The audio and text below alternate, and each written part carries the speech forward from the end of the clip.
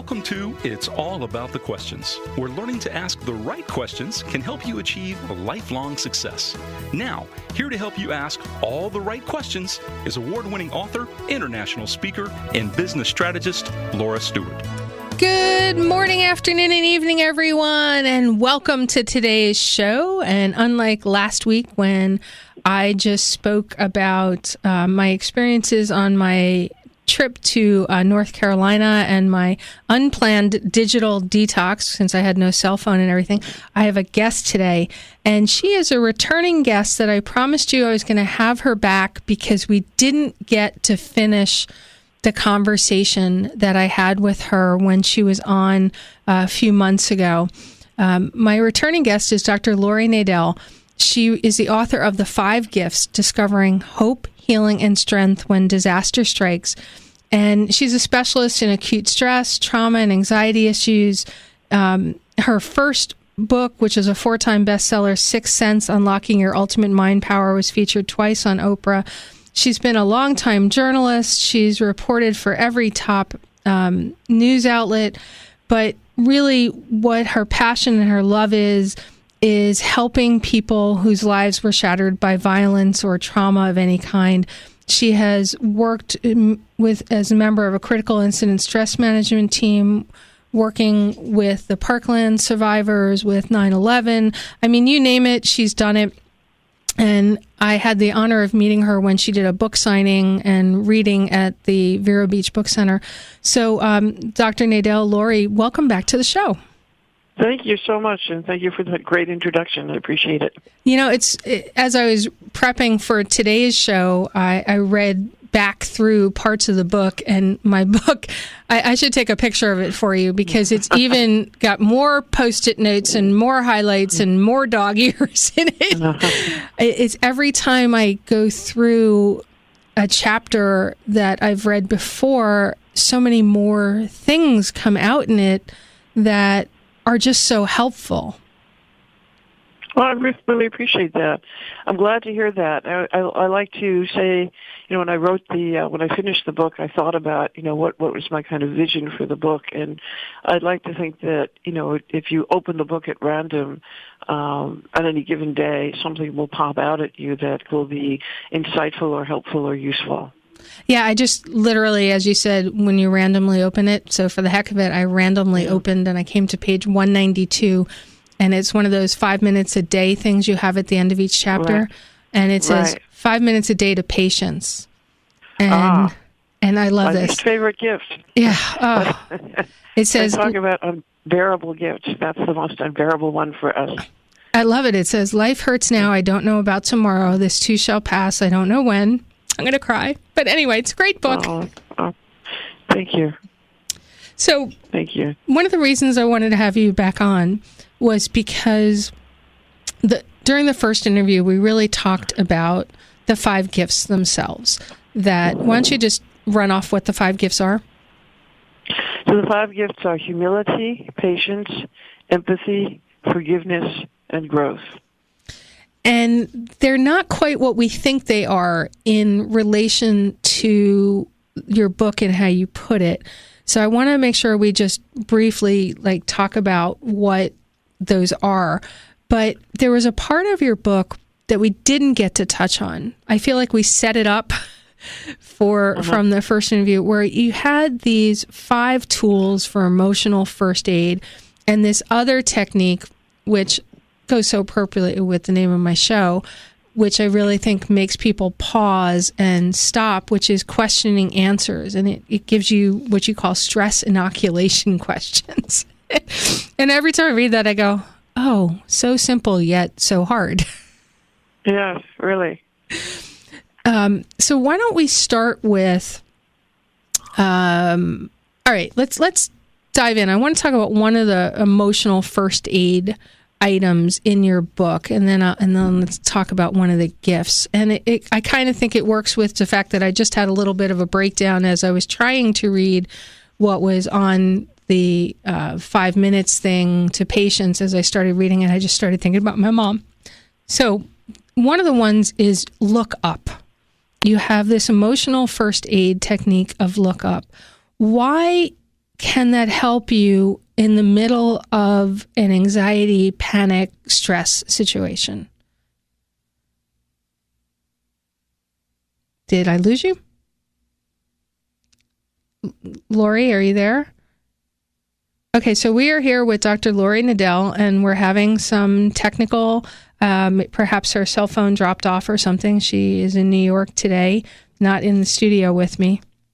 But I am here talking with, I am talking about Dr. Laurie Nadel right now, since she is not, and somehow she dropped off, and we're hoping she will call right back in.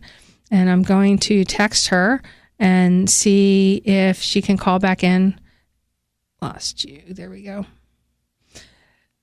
Her book is The 5 Gifts, Discovering Hope, Healing, and Strength When Disaster Strikes. When tragedy strikes you or someone you love. And she was first a journalist and then a psychotherapist. And she's worked with people after some of the worst catastrophes, the 9/11 attacks, Hurricane Sandy, the Parkland shootings. She's interviewed people from all over, first responders and survivors of major events like the Thailand tsunami, the Rwandan genocide, the Boston Marathon bombing. She's been there not only as a journalist, but as a psychotherapist who helps people work through those situations. It's really funny. I can't type text and talk at the same time. So I just texted Laurie to ask her to call back in. Her book talks about 5 gifts that she discovered after Hurricane Sandy that really helped her deal with not only the immediate, but also the aftermath, because after the news cycles for a tragedy happen, you just keep watching it over and over and over, and then all of a sudden it goes away, and people expect your trauma to go away after that has happened. And that doesn't always work that way. Like with my mom, I'm at the 8-month mark, and going back through this book triggered a lot of things for me. I started having flashbacks again. So grief, trauma has no life cycle, according to Dr. Nadel. And we're going to be getting a signal from Mr. B. We'll be right back after this commercial break so we can get Laurie back on. Okay, Laurie, you are back. Great, thank you. It's so funny. Talk about, as you said when I just talked to you on the phone, patience. We just have to run with the situations as they occur, but resilience sometimes doesn't work. I mean, that what just happened could have shut somebody down if they lost communication with somebody right in the middle of a crisis. Right. Absolutely. So I did look up right after I dropped you, going, okay, now what do I do? So let's talk about that emotional first aid technique of lookup. What is it, and how does it work? Why does it work? It's actually very simple. The brain processes information primarily in 3 systems: visual, auditory, and kinesthetic. Kinesthetic is what we feel in our body. It can be like a knot in your stomach, or feeling your palms sweat when you're scared, for example, or getting palpitations in your heart when you're anxious. And when we look up, we're shifting from a kinesthetic, like a body-based processing mode, into a visual processing mode, and that disconnects, if you will, the emotional software. So when we're looking up, the brain is shifting into a visual processing mode, and it's not processing, it's not taking in information about the world and processing it through a kinesthetic or emotional sensation or feeling. So it's basically just changing the channel. And it can be used in any situation? In any situation. What it's really great for is when kids are crying, or kid is upset or angry or anxious, and you tell the kid to just look up, they'll stop crying. Really? It's fascinating, yeah. It's like a little Jedi mind trick. It's great. It's great for parents and grandparents to know about that. What about, say, somebody with dementia or Alzheimer's? Would that work on them as well? I don't know. I really don't know. I haven't worked with people with dementia or Alzheimer's, so I can't say. It's probably worth a shot. But I can't honestly answer that because the brain at that point is structurally different. It processes information in a much more complicated way that we don't really understand. Because I know with my mom, she would look at clouds all the time. Yeah. And it seemed to calm her. So that's why I just wondered if that looking up, maybe she started doing it because in some unconscious way, she knew if she looked up, she felt better. Well, yes, and also, looking at clouds is kind of hypnotic or meditative. It's soothing, it's relaxing. It kind of takes you out of your whatever rumination might be going on in your mind, or whatever body-based sensations might be uncomfortable. So I think it's probably a natural instinct to kind of look up and out and kind of watch the clouds moving. I think that, okay, so the first one is just look up. And it's as simple as whatever situation you're in, wherever your eyes are focused, just literally turn your eyes up, lift your head up, whatever it may be, but look up, whether it's a ceiling, the sky, anything. Right.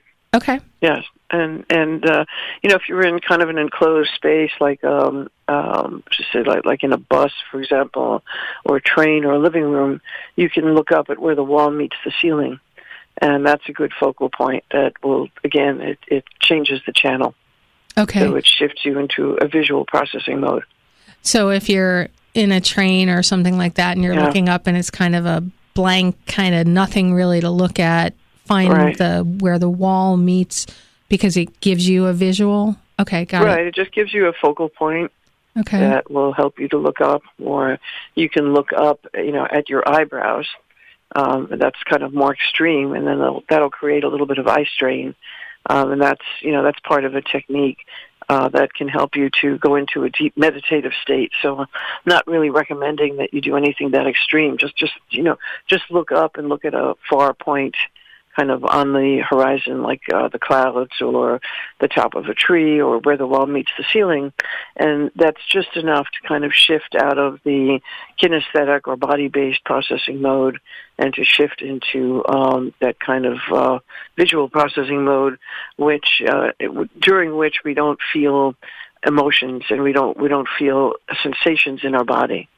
Okay. It just kind of disconnects that software. Okay, so then that leads to a bunch of other questions I have on your emotional first aid number 2, which is extend both arms as far as they can go. So the first one does visual. It sounds like this one puts you back in your body almost. This one is interesting because the mind is like an iceberg. I think it was Freud who said that. So the tip of the mind, which we normally think of as this is the self, this is me, is really like the tip of the iceberg that sticks up above the surface of the water.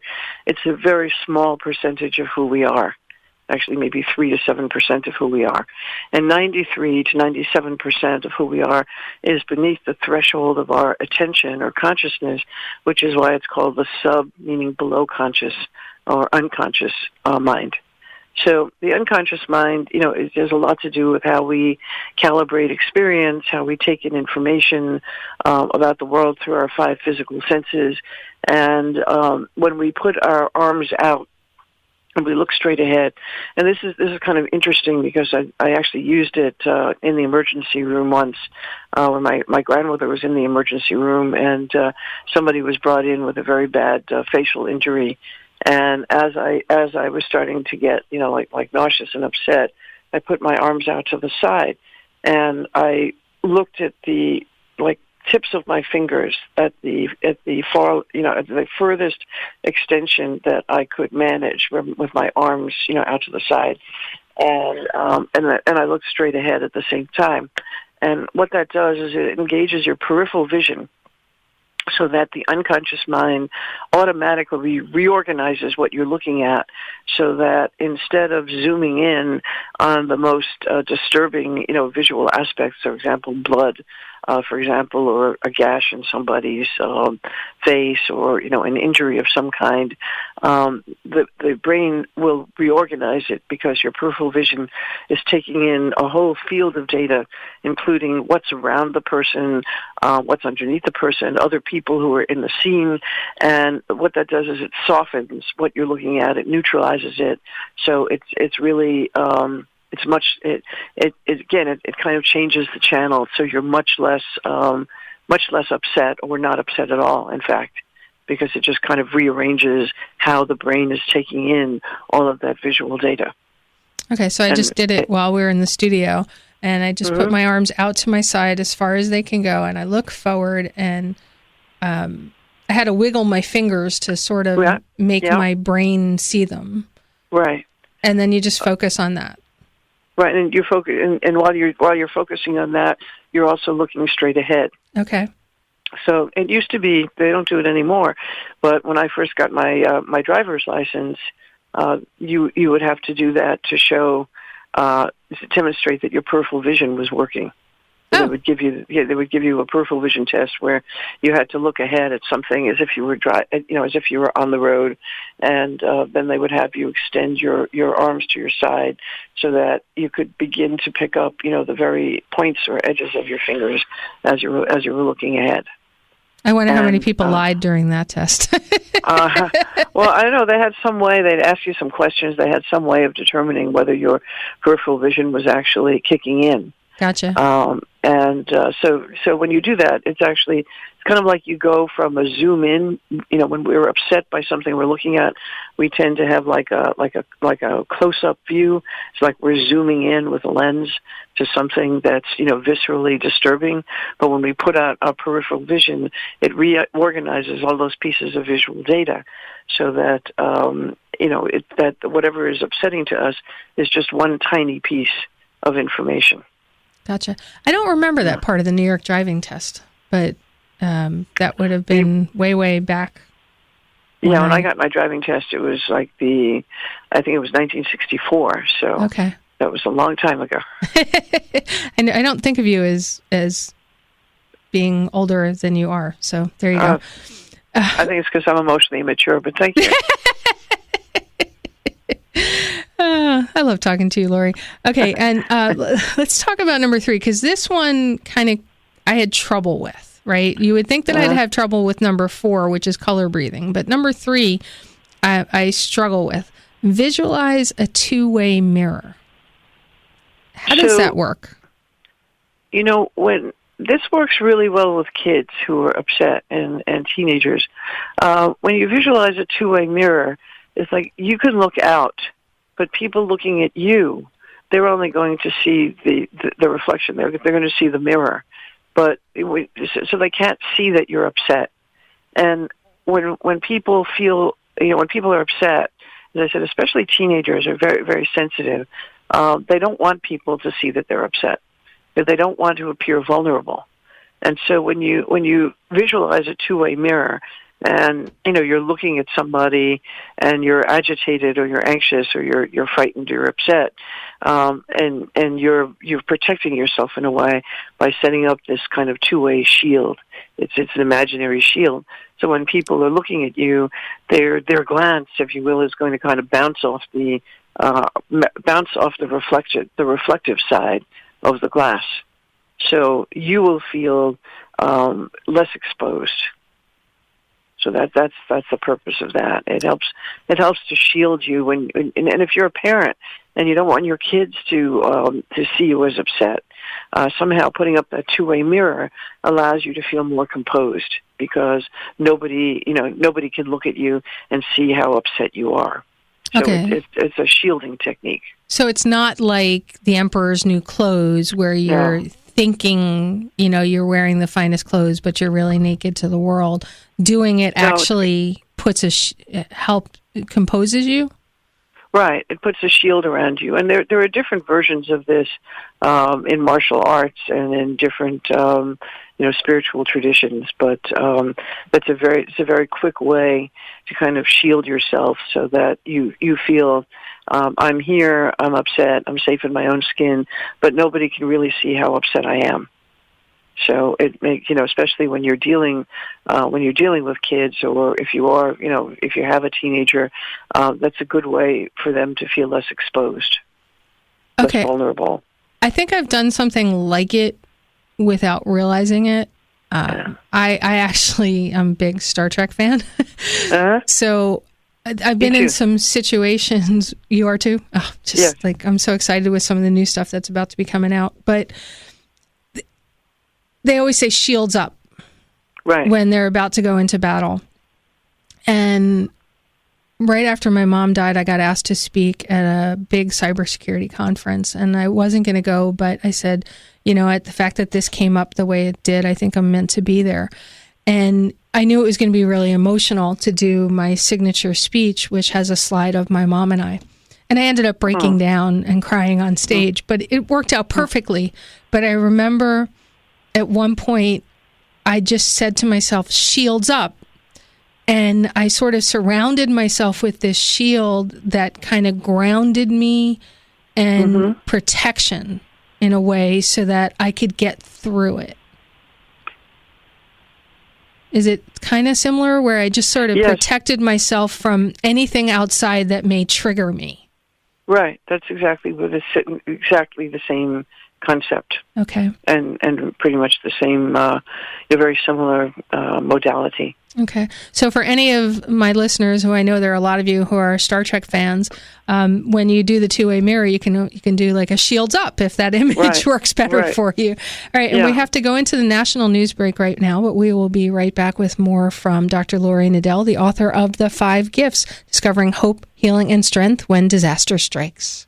Welcome back, everyone. If you're just joining us live on iHeartRadio, we are here with Dr. Laurie Nadel, author of The 5 Gifts, Discovering Hope, Healing, and Strength When Disaster Strikes. If you're on podcasts, this was instantaneous back from the national news. This is the second, actually part 2 with Dr. Laurie Nadel. We did not get to finish everything I wanted to talk about with her book when she was on a month or so ago. So she is back, and we are talking about emotional first aid tools that you can use. We've talked about 3 so far. Look up, extend both arms as far as they can go, visualize a two-way mirror. And now, Laurie, I'd like to talk about the last 2, color breathing and focus on your feet. And I really appreciate that you're going through these with my listeners. They are in the book.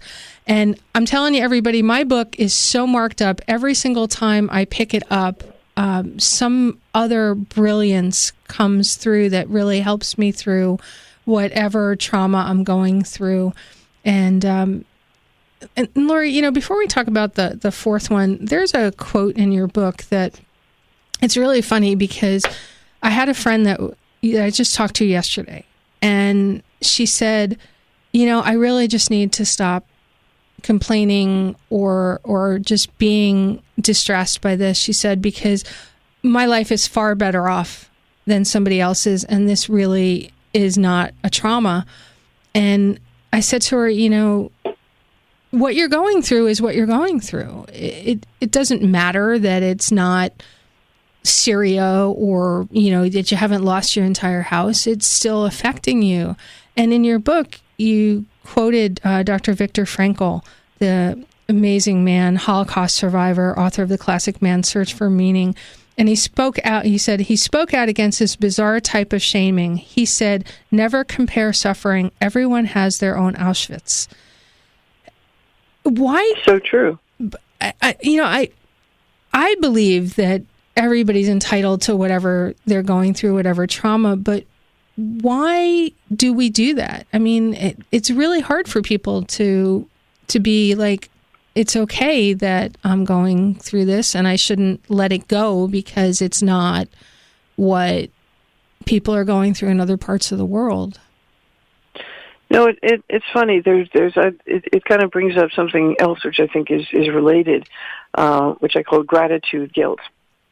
And when people, I have a colleague who got a flood in her house, and her husband has stage 3 pancreatic cancer, and then she herself, is a cancer survivor, and the insurance wouldn't pay for the flood damage, and it was more That's than a lot. like $250,000, and she was going through, and she had a friend who said, "Well, you should be grateful that you're not in Syria."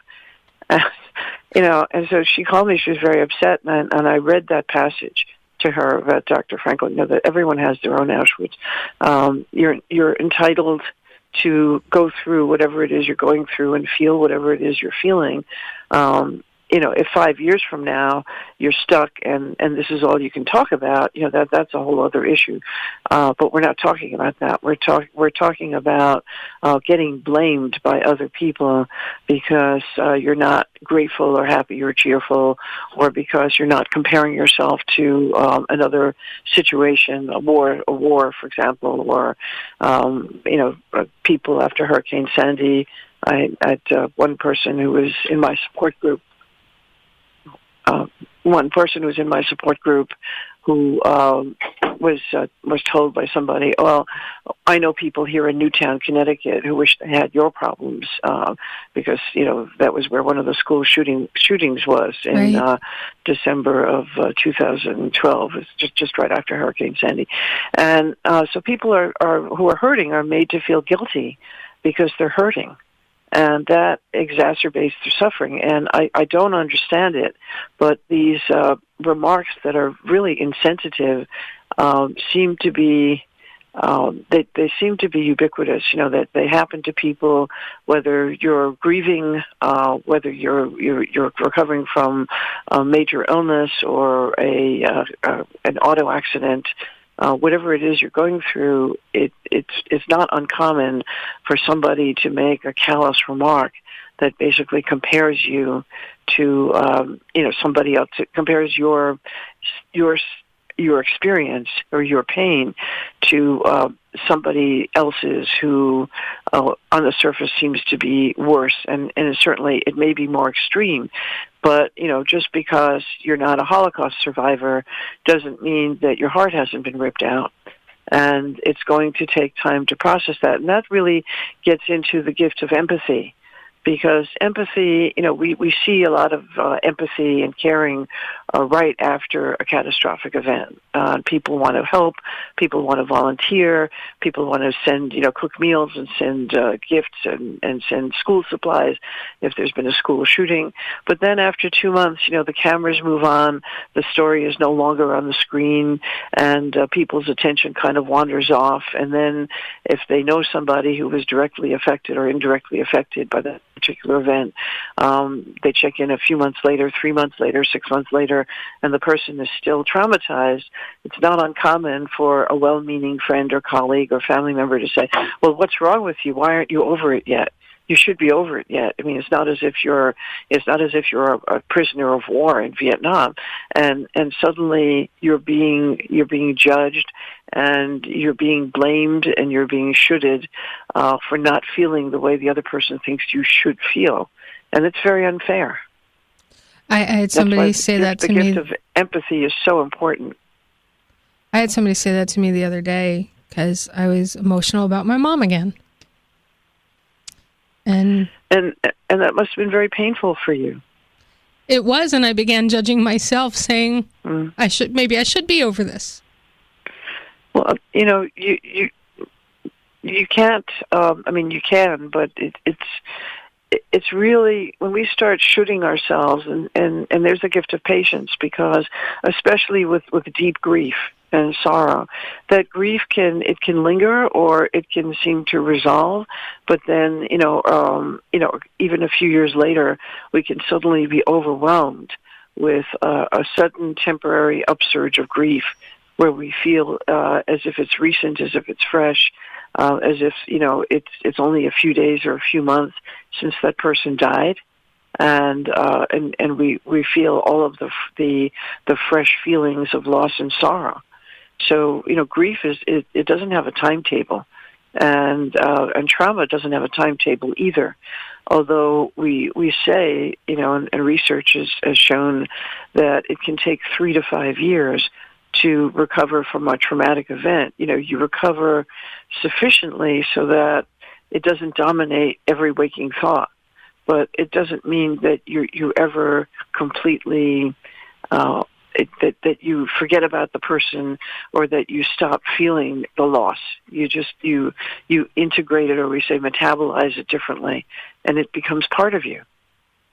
The loss becomes part of what you bring to the table. It sensitizes you. It may sensitize you to other people's grief. Yeah, it's definitely done that for me. Yeah.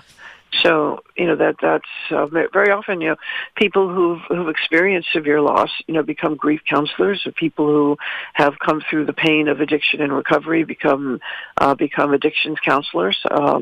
It does, going through something extremely, or something traumatic, in the sense of traumatic refers to, a sudden, unexpected loss of life, or getting close to a loss of life.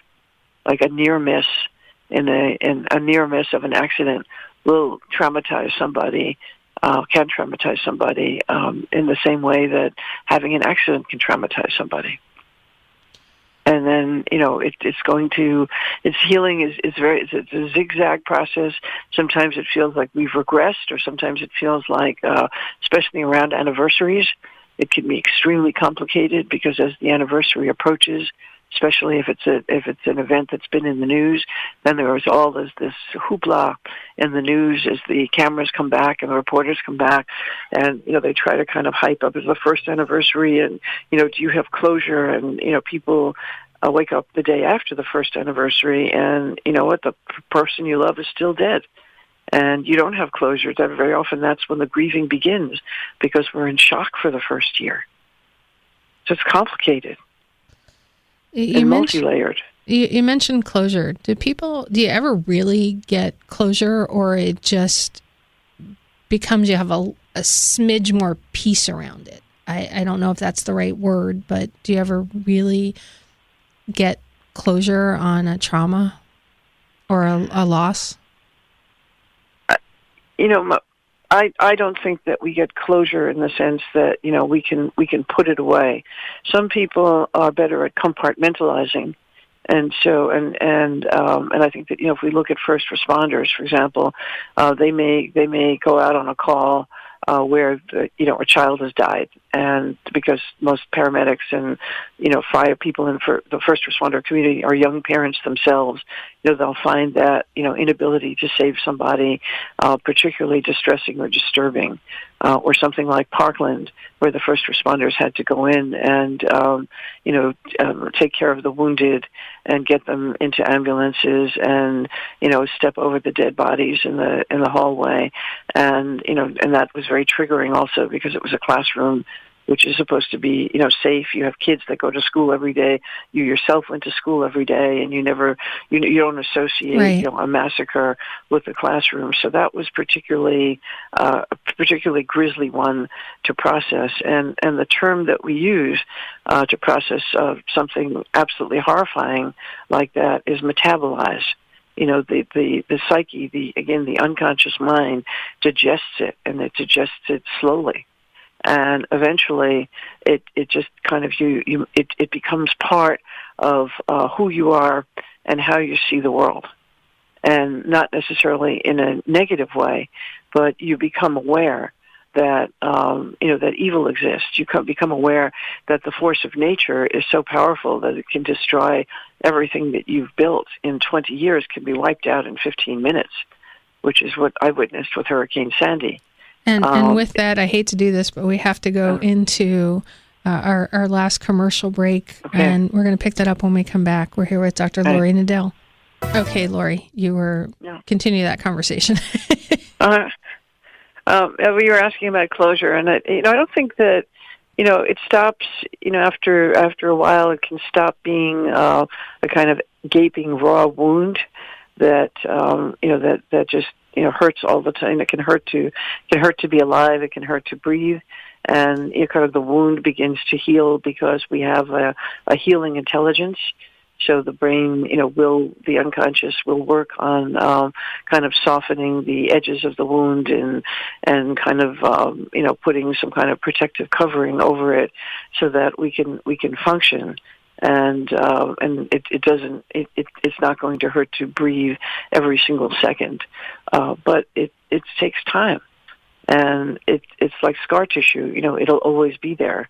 And anything that reminds us of that wound that it can hit us at a particular moment, it can be a ray of sunshine, it can be a bar of music, it could be a smell, it could be the way somebody holds your hand or touches you, can trigger kind of an avalanche of reaction, because all of our emotions are stored as molecules in a part of the brain called the limbic system, and that chain reaction of molecules can be reacted by any number of triggers from the 5 physical senses.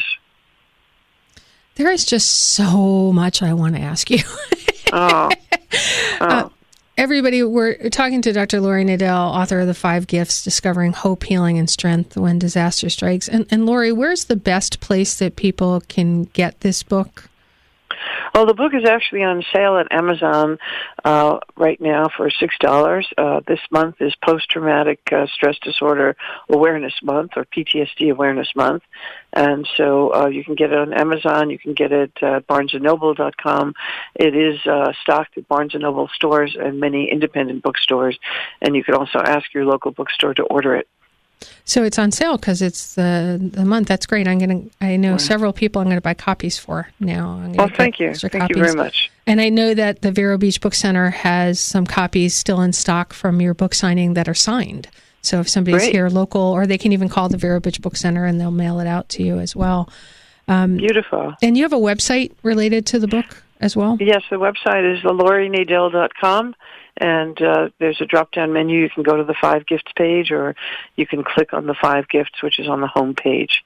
Okay. But we have some of the media links. There's actually a link to a 2-minute interview that Dan Rather did with me. We did a joint book signing in Miami in April. And so there's a 2-minute video clip on the 5 Gifts page of my website, which is laurienadel.com. It's so great. I want to make sure we cover this one last thing. And everybody, I know I said we were going to cover the 5 tools for emotional first aid. Know that the last 2 are color breathing and focus on your feet. You're going to have to grab the book to get more details on that.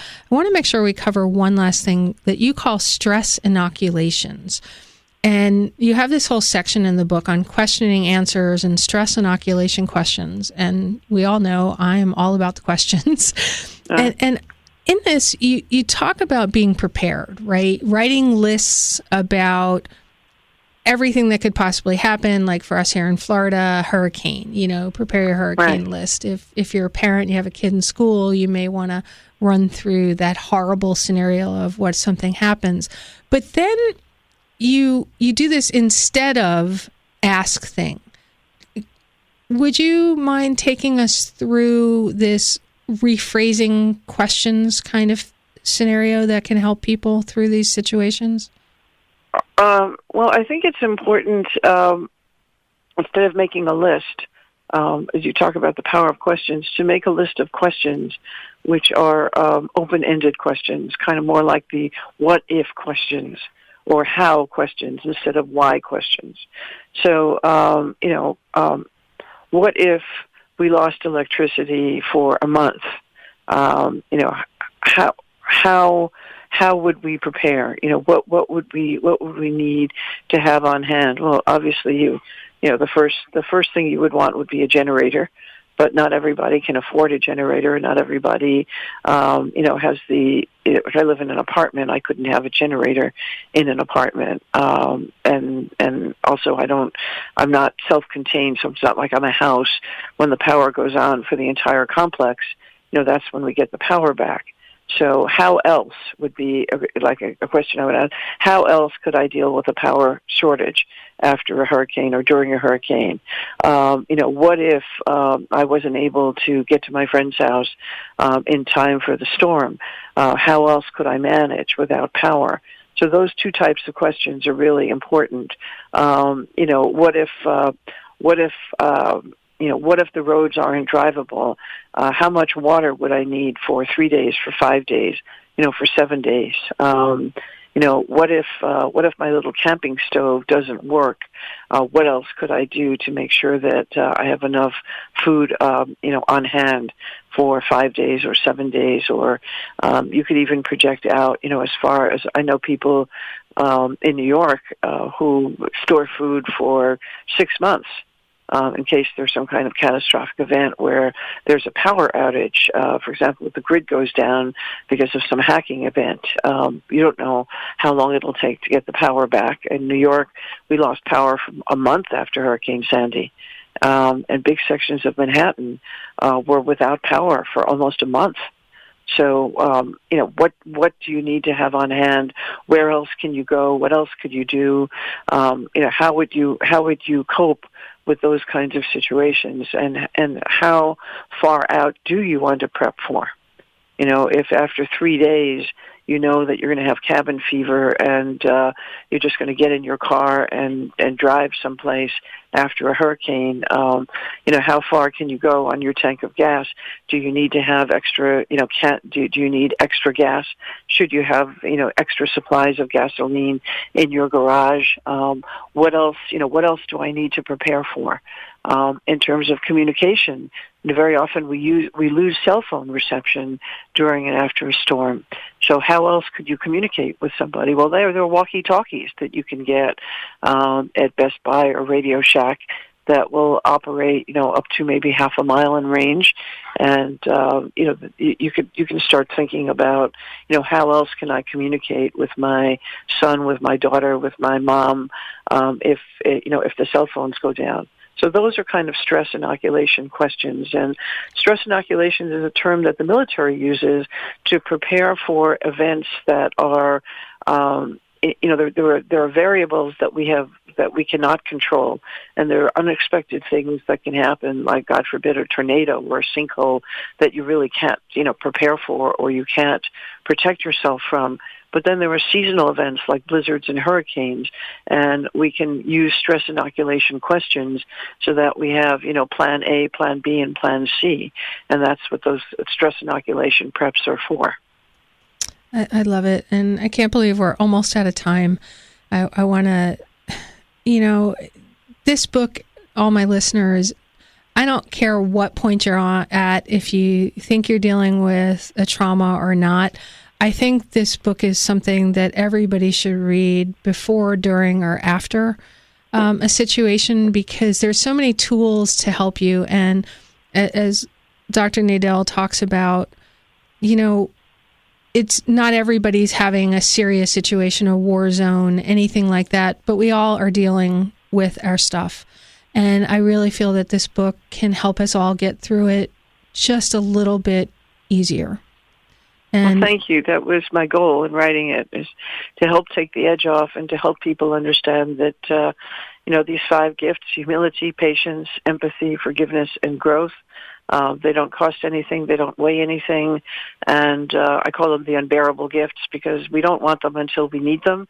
But when we need them, they can make a world of difference. And the book is so perfect. It really is just a toolkit. It's a toolbox for any emotional situation or physical situation you may be going through. And I highly recommend it. And you can get it anywhere books are sold. And apparently it is on sale right now. If you're listening to this live, you can get it for a discount. But since we know that this show lives on in podcasts, it may not be on sale right when you go to listen to it. But either way, it's well worth the investment. Laurie, thank you so much for being here with me today. Thank you, Laura. Thank you so much for having me as your guest. And I hope your listeners have found something of merit in our conversation. Me as well. And I really do think they did, because I got so much out of it. So oh, thank you. I shifted a couple of things in my own head, and that really, that awareness is a huge piece, isn't it? Shifting perspectives through conversation. Oh, well, thank you so much. Everybody, remember, the right questions can change your life. So what are you asking today? And, you know what? I'm just going to say this. Look up, everyone. Doesn't matter what you're doing. Look up and see how that shifts things for you. Have a great day, everyone. Thanks. You've been listening to It's All About the Questions, starring Laura Stewart. Connect with Laura at it'sallaboutthequestions.com and download a free workbook that will help you ask better questions starting today.